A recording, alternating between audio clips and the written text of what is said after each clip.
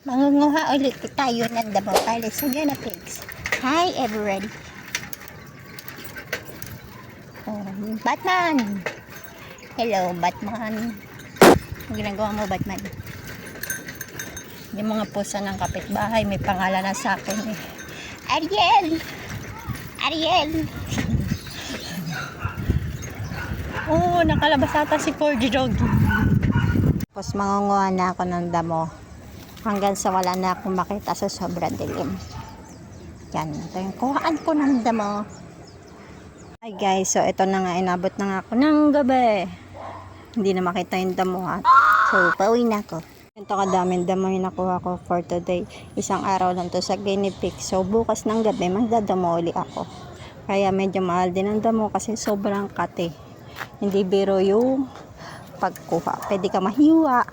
Lalo na kung plano niya po ay mag-breed ng guinea pig. Kailangan kasi lagi silang may damo. Hindi po okay na puro pellet yung ipapakain niya sa breeder na guinea pig.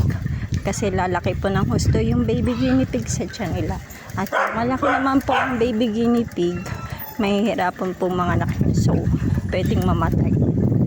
Ito naman yung dadatnan ko kapag uwi na ako may dalang damo. Natataranta na sila. Laki naman ng tiyan. Ano yung week? Ito na nga week ko. Week lang week. Lagi ko pa sinasabi sa mga newbies or new owners ng guinea pig na dapat proper keeping muna, not breeding. Kaya minsan hindi ako nagre-reply pag nangungulit sa proper breeding eh. Kasi dapat dumaan muna po kayo sa proper keeping. Para maiwasan po natin yung napakadaming tanong bakit ganito nangyari po sa guinea pig ko, mga ganon.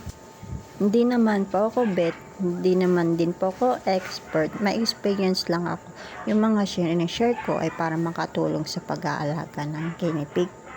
Malakas sa damo ang pag-breed ng guinea pig at mahirap humanap ng fresh na damo ngayong summer at mahirap din naman magdamo pag tag-ulan, lalong lalo na kung nasa urban areas kayo. Ang mangyayari niyan, bili kayo ng damo ng guinea pig. Kaya lagi ko pong sinasabi, make sure na dapat meron kayong pagkukunan ng damo kung plano nyo pong mag-breed dahil kailangan laging damo yung kakainin nyo.